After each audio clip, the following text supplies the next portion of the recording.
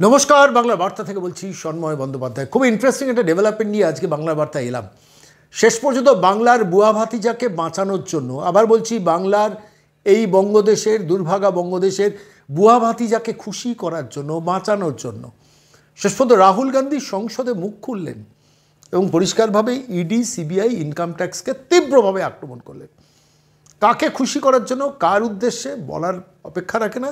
স্পষ্টত এ রাজ্যের মুখ্যমন্ত্রীকে খুশি করার জন্য। এ রাজ্যের মুখ্যমন্ত্রী যতই ইন্ডিজোটকে ঘেঁটে দিন না কেন, মমতা বন্দ্যোপাধ্যায়কে কংগ্রেসের তেল দেওয়া কিন্তু অব্যাহত। একটু ভালো করে খেয়াল করে দেখবেন জয়রাম রমেশের বক্তব্য, যেখানে দাঁড়িয়ে পরিষ্কারভাবে নীতি আয়োগের বৈঠক থেকে বেরিয়ে মমতা বন্দ্যোপাধ্যায় যে মিথ্যে কথা বলেছেন, সারা ভারতবর্ষের সমস্ত রাজ্যের মুখ্যমন্ত্রী যারা উপস্থিত ছিলেন তারা বলেছেন, নীতি আয়োগের সিইও বলেছেন, কেন্দ্রীয় অর্থমন্ত্রী বলেছেন, সবাই বলেছেন এবং সবাই জানেন তৃণমূল কংগ্রেসের অভ্যন্তরেও এটা আলোচনার বিষয়। মমতাদি এই গুলটা একটু অন্যভাবে দিলে ভালো হতো। যাই হোক, সেটা তো অন্য কথা। তো সেই মমতা বন্দ্যোপাধ্যায়কে তেল দেওয়ার জন্য, বুয়া ভাতিজাকে তেল দেওয়ার জন্য রাহুল গান্ধী এখনও কিন্তু সংসদে মুখ খুলছেন। কীভাবে শুনবেন? ইডি, সিবিআই, ইনকাম ট্যাক্সকে কীভাবে আক্রমণ করলেন একটু শুনে নিন। আমি আসছি, খুব ইন্টারেস্টিং কিছু তথ্য আছে যেটা আপনাদের কাছে দেওয়া দরকার। রাহুল গান্ধী সংসদে ইডি, সিবিআইকে অ্যাটাক করছে, ইনকাম ট্যাক্সকে অ্যাটাক করছেন, কীভাবে শুনুন। So one element of the Chakravyuh is coming from the concentration of financial power.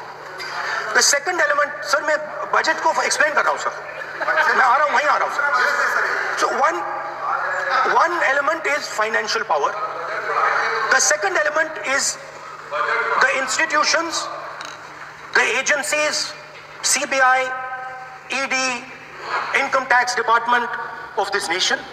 And the third is the political executive. Speaker sir, these three together are at the heart of the Chakravyuh. And they have devastated this country. Speaker, শুনলেন আপনারা, they have devastated this country, অর্থাৎ ED, CBI, income tax এই ভারতবর্ষকে ডিভাস্টেশনের দিকে নিয়ে যাচ্ছে।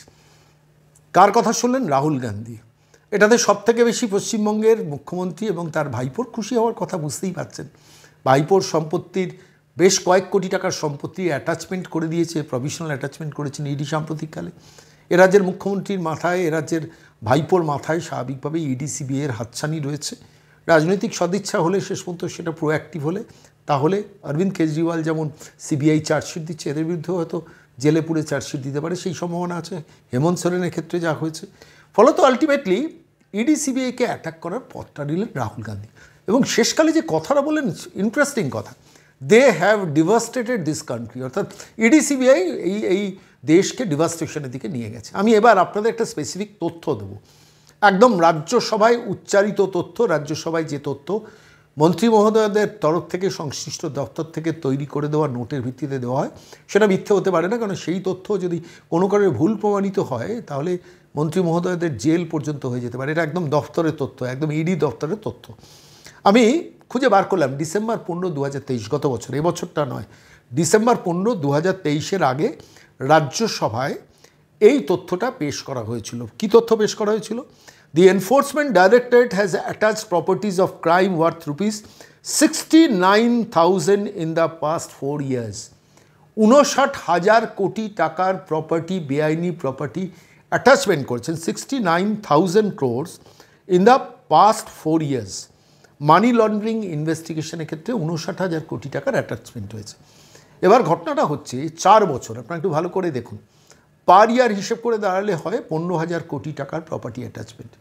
অর্থাৎ যে সম্পদটা রাষ্ট্রের থেকে চুরি গিয়েছিল সেইটাকে ইডি উদ্ধার করেছে, 69,000 কোটি টাকা, মানে 15,000-এর বেশি, এটা প্রায় 17,000 কোটি টাকা পার ইয়ার, প্রতি মাস। এটা গেল একটা তথ্য। প্রথম কথা হচ্ছে 69,000 কোটি টাকা যারা প্রপার্টি অ্যাটাচমেন্ট করে পাস্ট 4 years-এ, সেটা কি ডিভাস্টেশন ডেকে আনে দেশে? মমতা বন্দ্যোপাধ্যায় সেটা মনে করেন, তার বুয়া ভাতিজা মনে করেন, আর বুয়া ভাতিজাকে খুশি করার জন্য রাহুল গান্ধী সেটা সংসদে বলেছেন। সেই সংসদের বক্তব্যটা আমি আপনাদের কাছে শোনালাম। এরপর আমি আপনাদের জানুয়ারি 1, 2014, ভারতবর্ষের প্রধানমন্ত্রী নরেন্দ্র মোদী যে বছর সরকারে প্রথম এলেন 2014 সালে, সে 2014 সাল থেকে 2023 সাল পর্যন্ত, অর্থাৎ 14, 15, 16, 17, 18, 19, 20, 21, 22, 23, এই 10 বছরে এই ইডি অ্যাটাচমেন্ট করেছে কত টাকা? এবার সেই তথ্যটা দিই। এবং এটা অফিসিয়াল তথ্য, এটা কোনো আনঅফিসিয়াল তথ্য নয়, একদম রাজ্যসভায় উচ্চারিত তথ্য, রাজ্যসভার রেকর্ডে উল্লেখিত তথ্য আমি আপনাদের কাছে পেশ করছি। 1,16,792 কোটি টাকা, আবার বলছি 1,16,792 কোটি টাকা, 1 টাকা 2 টাকা নয়, 69,000 কোটি টাকা 4 বছরে, তার মানে বেড়েছে পরিমাণটা, আপনারা খেয়াল করে দেখুন। 1,16,792 কোটি টাকা 2023 পর্যন্ত এই মানি লন্ডারিং কেসে প্রপার্টি অ্যাটাচমেন্ট হচ্ছে, শুধু পশ্চিমবঙ্গে না, সারা ভারতবর্ষ জুড়ে হচ্ছে। আর রাহুল গান্ধী সেটাকে বলছে ডিভাস্টেশন। তাহলে চোরেদের পক্ষে কে সওয়াল করছে, বলার অপেক্ষা রাখে? রাহুল গান্ধীর বলা উচিত ছিল না ইডিকে, সিবিআইকে রাজনৈতিক কারণে কাজে লাগাবেন না, কিন্তু যে কাজটা করছেন they are doing the appropriate thing. Manmohan সিংয়ের সরকার খুব নাকি সততার সরকার ছিল, তো ডক্টর মনমোহন সিংয়ের সরকার 2004 থেকে 2014 সাল পর্যন্ত যখন সরকার চালিয়েছেন কত কোটি টাকার অ্যাটাচমেন্ট করেছে, সেটা যদি পাশাপাশি ফেলে, আমি আপনাদের কাছে বাংলা বার্তা দর্শকদের কাছে নিয়ে আসবো, এগুলো নিয়ে তো তথাকথিত ইলেকট্রনিক্স মিডিয়া কিংবা প্রিন্ট মিডিয়ায় চর্চা হয় না, আমি আনবো 2004 থেকে 2014 ডক্টর মনমোহন সিং সরকারের আমলে ইডি প্রপার্টি অ্যাটাচমেন্ট অর্থাৎ রাষ্ট্রের সম্পত্তি রাষ্ট্রের কাছে ফিরিয়ে এনেছেন। কি পরিমাণ? তার অনেক গুণ পরিমাণ বেশি আজকে প্রপার্টি অ্যাটাচমেন্ট হয়েছেন, সেই তথ্যটা দিয়ে আমি একটা মূল বিষয়ে যাব। 1,16,792 কোটি টাকা, তার মধ্যে 69,000 কোটি টাকা, ভাবতে পারছেন, মানে প্রায় ধরুন 30 আর 40 46 47,000 কোটি টাকা 2014 থেকে 2019 পর্যন্ত হয়েছে। ভালো করে একটু খেয়াল করে দেখুন। আর সেইটা গত 4 বছরে বেড়ে হয়েছে 69,000 কোটি টাকা। রাষ্ট্রীয় সম্পত্তিটা বেড়েছে এবং কাটছে ইডি, যেটাকে রাহুল গান্ধী পরিষ্কারভাবে বলছেন the devastation in the country. কী বলবেন বলুন তো, 70 বছর যারা রাষ্ট্র চালিয়েছেন তাদের যিনি বর্তমান মুখপাত্র রাহুল গান্ধী, তিনি পার্লামেন্টে দাঁড়িয়ে এই জাতীয় বক্তৃতা করছেন শুধু ইন্ডি জোটে মমতা বন্দ্যোপাধ্যায় বা পিসি ভাইপো বা বুয়া ভাতিজাকে খুশি রাখার জন্য, যে বুয়া ভাতিজার ওপরে কিন্তু এখনও ইডি সিবিআইয়ের খড়গ ঝুলছে। আমি এইটুকু কথা বলে আজকে এই প্রতিবেদন পেশ করার সময় আমার কাছে খুব ইন্টারেস্টিং একটা ভিডিও এলো। আমি আপনাদের কাছে গতকাল গজেন্দ্র সিং শেখাওয়াতের একটা বক্তৃতা শুনিয়েছিলাম, আপনারা শুনেছেন।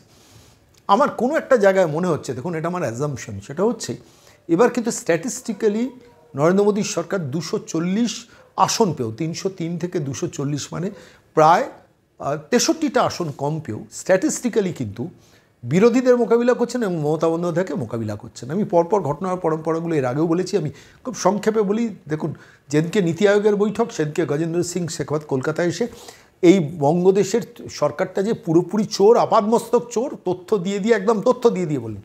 24 ঘন্টা চলে গেছে, গজেন্দ্র সিং শেখাওয়াতের স্ট্যাটিস্টিক্সকে কাউন্টার করতে পারেননি মমতা বন্দ্যোপাধ্যায়। মমতা ফিরে এসছেন তখনও গজেন্দ্র সিং শেখাওয়াত কলকাতায়, তিনি প্রেস স্টেটমেন্ট করছেন, সেটা বুয়া ভাতিজা শুনেছেন। বুয়া ভাতিজা শোনার পর সেটাকে কাউন্টার করতে পারেননি, কেন স্ট্যাটিস্টিক্স কাউন্টার করবেন কী করে? স্ট্যাটিস্টিক্স কেন্দ্রীয় সরকারের স্ট্যাটিস্টিক্স, এবং যে স্ট্যাটিস্টিক্স কাউন্টার করলেই পাল্টা ডেটা ডকুমেন্টসগুলো কিন্তু শেষ পর্যন্ত গজেন্দ্র সিং শেখাওয়াত নিয়ে এসেছিলেন এই পশ্চিমবঙ্গের মানুষকে অফিসিয়ালি দেখানোর জন্য।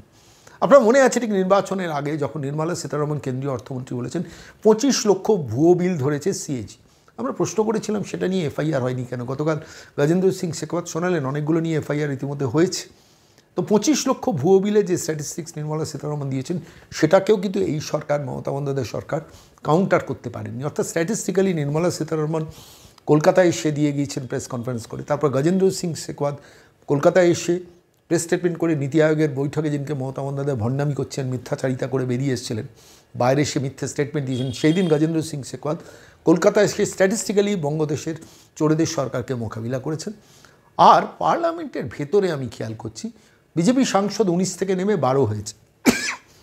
আমার কোনো একটা জায়গায় মনে হচ্ছিল 19 থেকে 12 হওয়াতে এবারে বোধহয় বিজেপির পশ্চিমবঙ্গ ব্রিগেডটা দুর্বল হবে, কিন্তু কোনো একটা জায়গায় মনে হচ্ছে পশ্চিমবঙ্গের বিজেপির ব্রিগেড কিন্তু দুর্বল নয়, সবল হয়েছে। সংখ্যা কম হতে পারে, কিন্তু তারা অনেক বেশি ভোকাল হয়েছে এবং উইথ ডেটা ডকুমেন্ট স্ট্যাটিস্টিক্স। আমি এর আগের দিন শুনিয়েছিলাম আপনাদের, যদিও সেটা পলিটিক্যাল বক্তৃতা, সেটা হচ্ছে সৌমিত্র খানের বক্তৃতা শুনিয়েছিলাম। রাজু সিং বিস্তাকে তো চেনেন আপনারা, দ্বিতীয়বারের জন্য দার্জিলিং থেকে তিনি এমপি হিসেবে নির্বাচিত হয়েছেন। সে রাজু সিং বিস্তা কীভাবে বক্তৃতা করেছেন তথ্য দিয়ে পশ্চিমবঙ্গ সম্পর্কে, এবং পশ্চিমবঙ্গ সরকার কীভাবে মিথ্যে কথা বলে, সেই ডেটা ডকুমেন্টসগুলো রাজু সিং বিস্তা অসামান্য একটা বক্তৃতা করেছেন। আমি দেখুন সাম্প্রতিককালে এই পার্লামেন্টে বঙ্গ ব্রিগেডের যারা বক্তৃতা করছেন, আমি অনেকের বক্তৃতা শুনছি, এমনকি বাংলার না ত্রিপুরার বাঙালি বিপ্লব দেবের বক্তৃতা শুনে আমি চমকে উঠেছি, সেটাও আপনাদের কোনোদিন শোনাবো, সাম্প্রতিককালে বলেছেন। এবং প্রত্যেকটা মিনিটে মিনিটে পশ্চিমবঙ্গের মমতা বন্দ্যোপাধ্যায়কে তীব্র শ্লেষ এবং যুক্তি দিয়ে খণ্ডন করে যে বক্তৃতা করেছেন সেটাও অসামান্য। কিন্তু রাজু সিং বিস্তা, তিনি পশ্চিমবঙ্গের যে 12 জন এমপি নির্বাচিত হয়েছেন, তিনি তার একজন, দার্জিলিং থেকে। তিনি বক্তৃতা করতে গিয়ে এমন কতগুলো ডেটা স্ট্যাটিস্টিক্স তুলে ধরলেন, আমি জানি না এই স্ট্যাটিস্টিক্সগুলো নিয়ে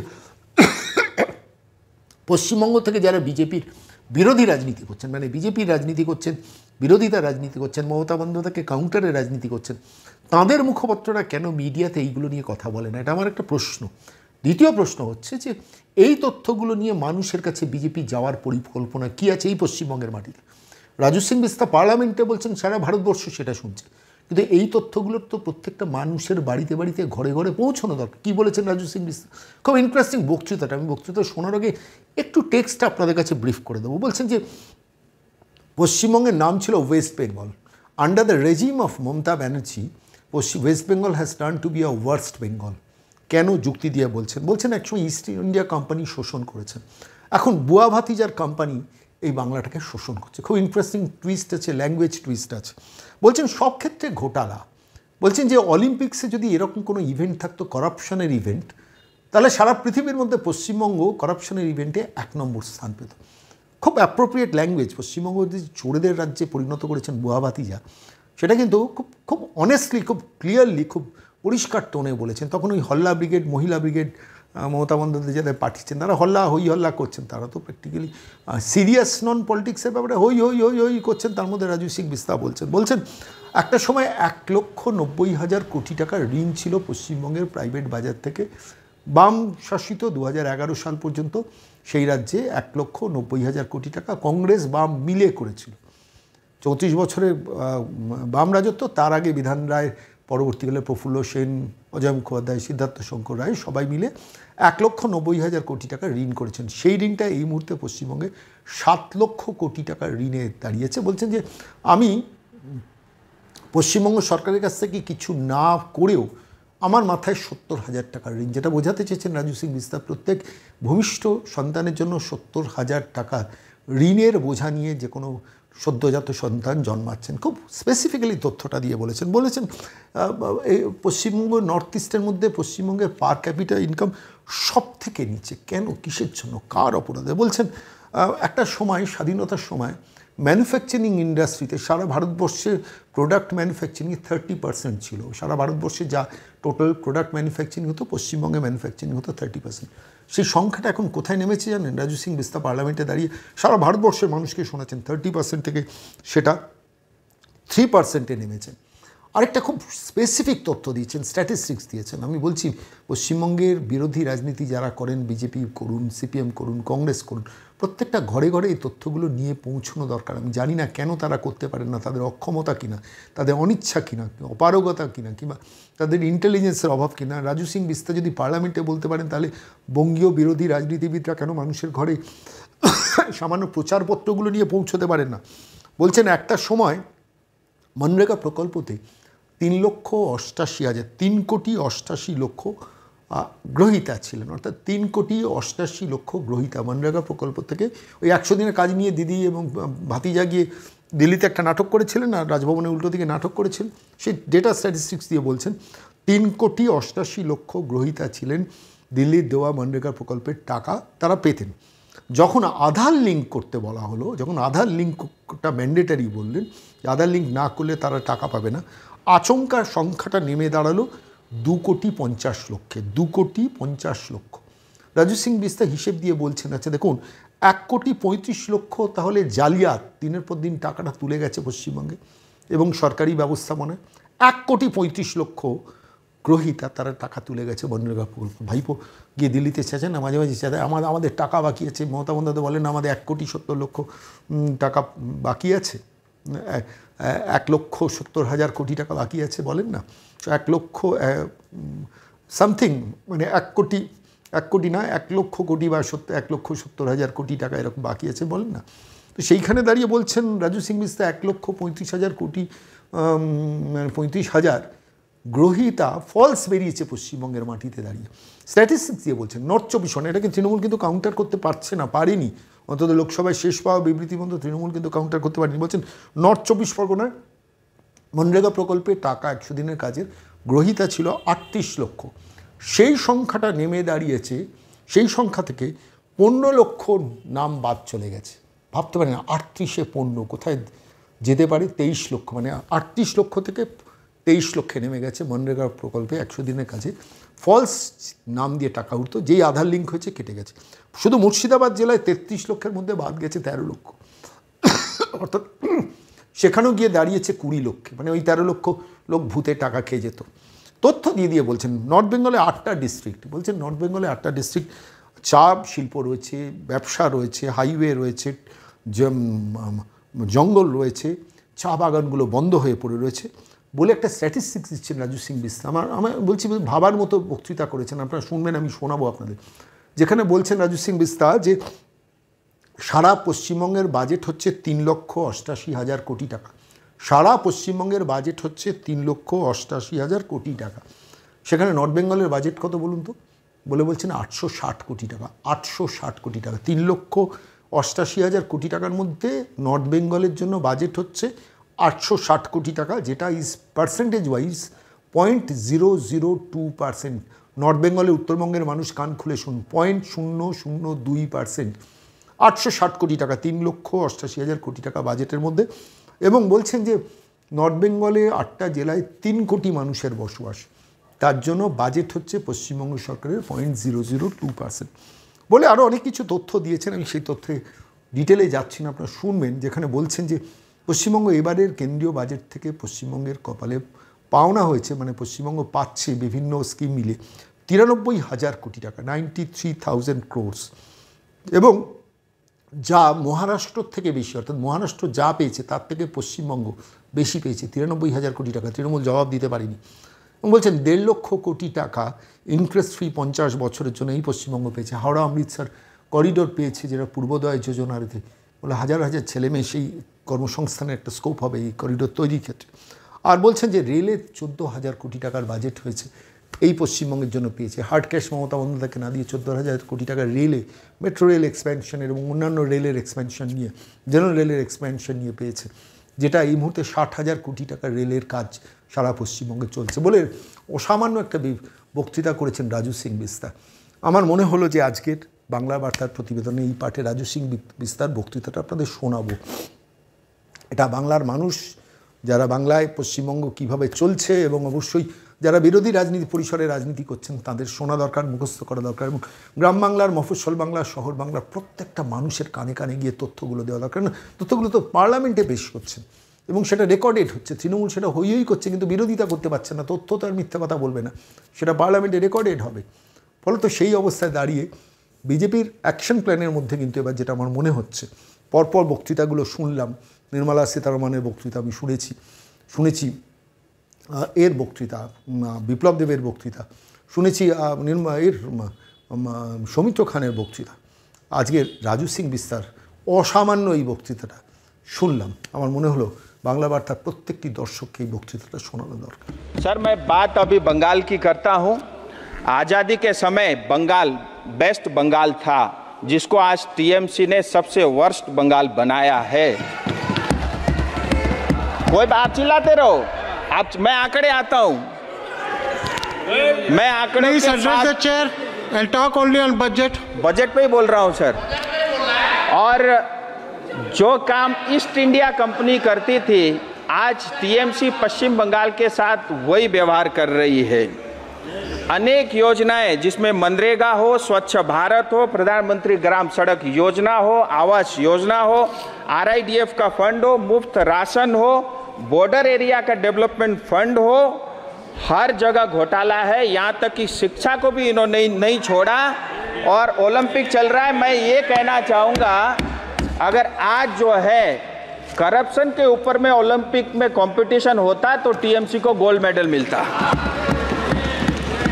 और ईज ऑफ डूइंग की हम बात करते हैं, लेकिन ईज ऑफ डूइंग करप्शन में टीएमसी नंबर 1 है। पश्चिम बंगाल को 7 लाख करोड़ का कर्जा ये टीएमसी की देन है। 35 साल सीपीएम पश्चिम बंगाल में शासन में थी, 1,90,000 करोड़ का कर्जा था, आज वो बढ़ के 7 लाख करोड़ हो गया है। मैंने टीएमसी से 1 रुपए नहीं लिया, मेरे ऊपर 70,000 रुपए का जो है कर्जा इन्होंने डाला है।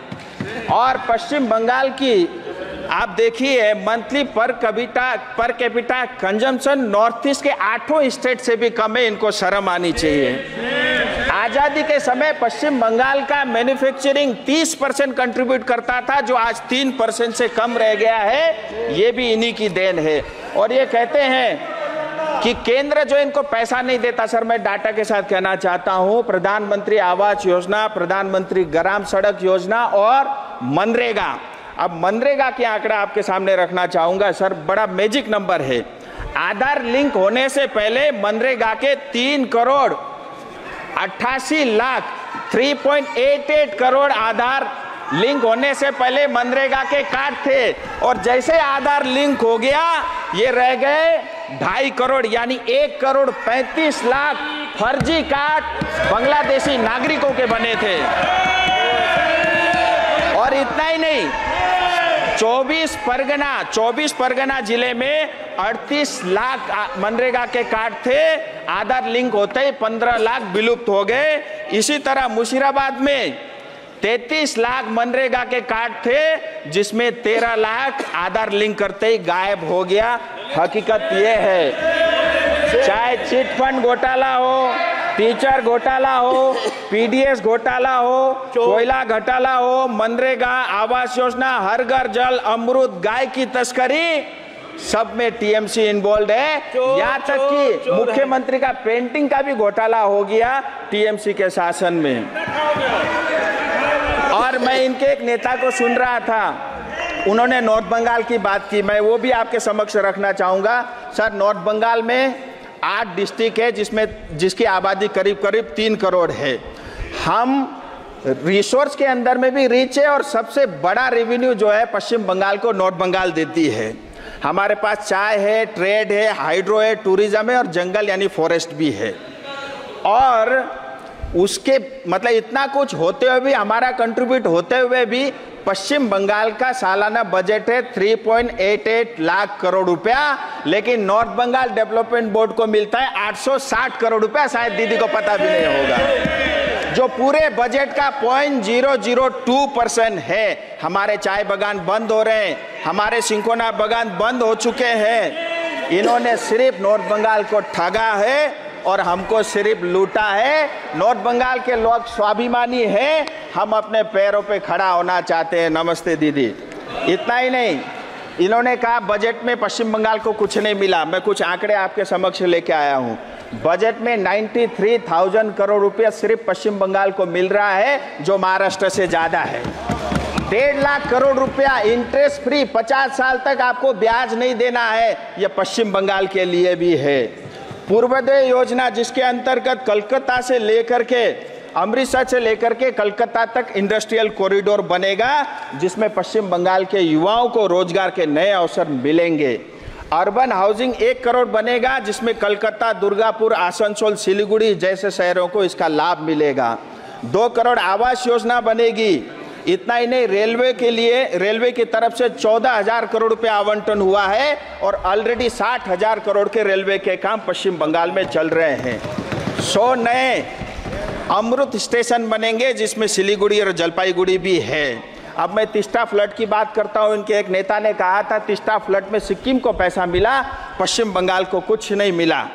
हकीकत यह है, जैसे ही फ्लड हुआ अक्टूबर 2023 को, सिक्किम ने इसको डिजास्टर घोषित किया, और एसडीआरएफ एनडीआरएफ का 10% पैसा जो है वहां की जनता को मिला, और पश्चिम बंगाल ने डिजास्टर घोषित नहीं किया। हमारी जनता को कुछ नहीं मिला। इस बजट में मैं वित्त मंत्री जी को बधाई देना चाहूंगा। 11,500 करोड़ का जो है आवंटन किया है, जिसमें बंगाल को 1,200 करोड़ रुपए मिलेगा। अब आपके माध्यम से मेरा बंगाल सरकार से निवेदन है, तीस्ता फ्लड पीड़ित को यह पैसा मिले। सर मैं अपनी कुछ क्षेत्र के 2-3 बातें आपके समक्ष रखूंगा। दार्जिलिंग हिल तराई डूवर्स लंबे समय से एक स्थायी राजनीतिक समाधान की मांग करती आई है। इसी कारण अतीत में कई आंदोलन हुए। 86-88 में जो आंदोलन हुआ, उसके माध्यम से दार्जिलिंग गोरखा हिल काउंसिल बना। 2007 से 11 में गोरखालैंड टेरिटोरियल एडमिनिस्ट्रेशन बना, जो सेमी ऑटोनोमस बॉडी थी उसको पश्चिम बंगाल ने चलने नहीं दिया। और हमारे क्षेत्र में आए दिन बहुत तेजी के साथ डेमोग्राफी चेंज हो रही है। हमारा बहुत ही सेंसिटिव इलाका है जिसमें बांग्लादेश, नेपाल, भूटान और बगल में चाइना भी लगता है। और वोट बैंक के कारण बांग्लादेशी और रोहिंग्या आए दिन चाय बागान में अपना घर बना रहे हैं। मैं आपके माध्यम से भारत सरकार से निवेदन करता हूं, हमारे मूल निवासी गोरखा, आदिवासी, कोच, मेचे, राभा, टोटो, राजवंशी, बंगाली भाषी, हिंदी भाषी समुदाय आज खतरे में है। इसलिए इस क्षेत्र का स्थायी समाधान, और वो भी भारत के संविधान के अंतर्गत हो, जिसमें टीएमसी का कोई हस्तक्षेप उसमें ना हो। इतना ही नहीं, गोरखा समुदाय में 11 जनजातियां जो आज़ादी के समय 51 के सेंसस तक जो है ऑलरेडी ये हिल ट्राइब के नाते जाने जाती थी, जिसमें भुजेल, गुरुंग, मगर, नेवार, जोगी, खस, राई, सुनवार, थामी, याखा यानी देवान और धीमाल, ये 31, 41, 51 के सेंसस में भी ये जनजाति थे। मैं सरकार से निवेदन करता हूं, सर बस 2 मिनट, इनको जनजाति का दर्ज जल्दी मिले। सर इसका एक बड़ा कारण भी है, नेपाल एक मित्र देश है। 1950 इंडो नेपाल फ्रेंडशिप टीटी का जो धारा 7 है, जिसके लिए उस धारा के अंतर्गत जो भी भारतीय गोरखा है उसको नेपाली कहा जाता है, नेपाल के सिटीजन कहा जाता है। इससे हमको बहुत पीड़ा है, तकलीफ है। आए दिन हमारे जवान भारत माँ की सेवा करते हुए सरहद में बलिदान होते हैं। और मैं आपके माध्यम से चाहता हूँ ये जनजाति का दर्ज, बस सर 2 मिनट खत्म, जनजाति का दर्ज जल्द से जल्द मिले, तीसरा बार पीड़ित को उनका अधिकार मिले।